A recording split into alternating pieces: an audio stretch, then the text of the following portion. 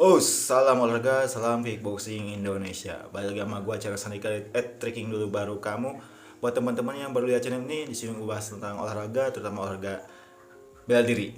Oke, kali ini gue akan sedikit mereaction dan mengkomentari satu kejadian yang cukup viral di Taiwan 4 bulan lalu. Di sana ada pelatih judo yang membanting-banting muridnya yang umurnya baru 7 tahun sehingga muridnya itu mengalami vegetative state alias koma. Dan kabar terbaru lagi, muridnya ini sampai meninggal dunia. So ini adalah ironis di dunia olahraga, terutama olahraga bela diri. Agar kita sama-sama relate, kita tonton dulu videonya seperti apa. Kita simak. Di sini gue udah siapin videonya. Oke, ini beda kasus, tapi ini lagi melatih flexibility dan sampai nangis-nangis. I beg you coach, aku mohon padamu coach. Nah ini adalah video dari sampai dibanting-banting. Yang bantingnya temennya juga, karena si pelatih ini sampai nyuruh ke teman-temannya untuk gantian ngebanting anak ini, karena anak ini dibilangin sama coachnya itu bahwa anak ini nggak nurut ke pelatihnya. Bahkan kalau kita lihat di sini, nah jatuhnya pun dia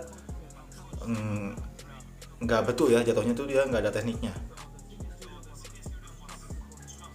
benar-benar dibanting. Oke, dibanting berulang kali dan oke, stop sampai di situ.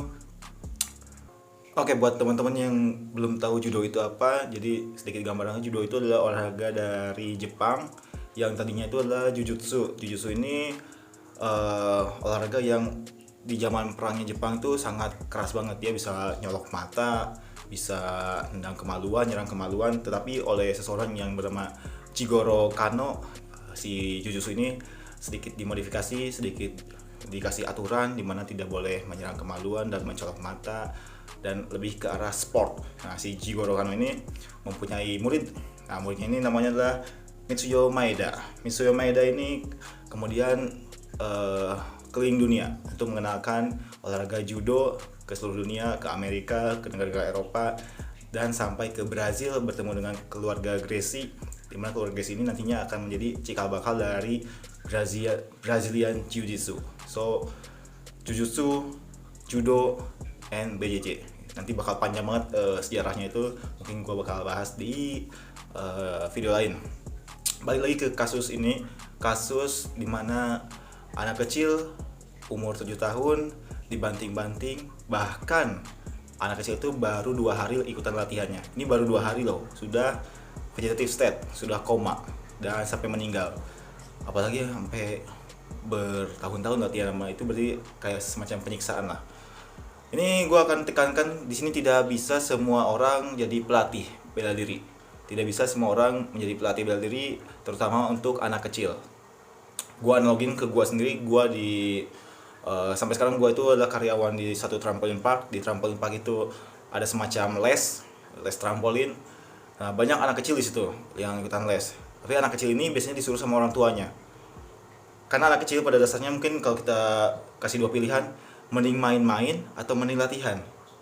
Nah, 8 dari 10 anak pasti akan milih mending main-main.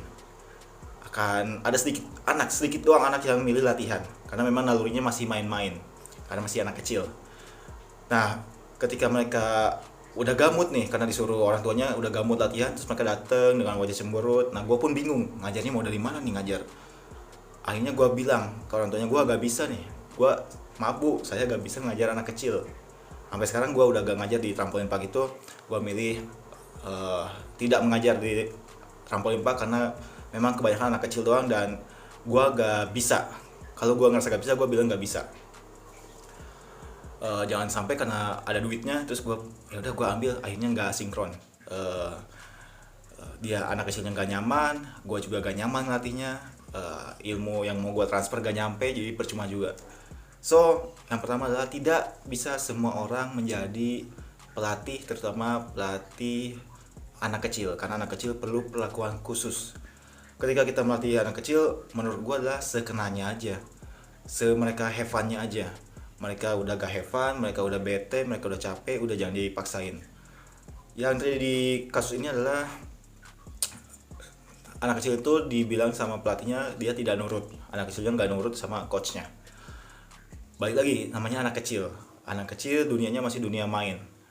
Apalagi kalau gua bisa tebak-tebakan nih, mungkin anak kecil itu memang disuruh sama orang tuanya untuk ikutan. Anak kecilnya belum tahu nih manfaat dari bela diri itu apaan, manfaat dari judo itu apaan, judo itu apaan, dia belum ngerti. Tapi disuruh sama orang tuanya. Akhirnya dia ikutan. Ketika di kelas dia nggak bisa mengikuti instruksi dari pelatihnya, itu masih wajar lah. Nah yang salah adalah pelatihnya.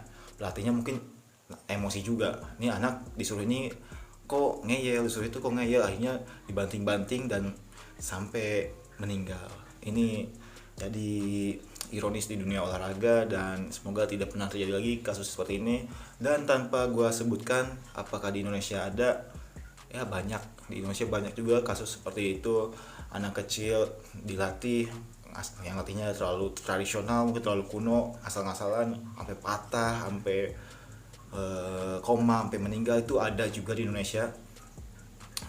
Balik lagi, kalau misalkan orang tua nih ingin naruh anaknya ke suatu tempat bela diri, make sure make sure Anda benar-benar yakin ke tempat ini, yakin pelatihnya itu bisa capable untuk melatih anak kecil.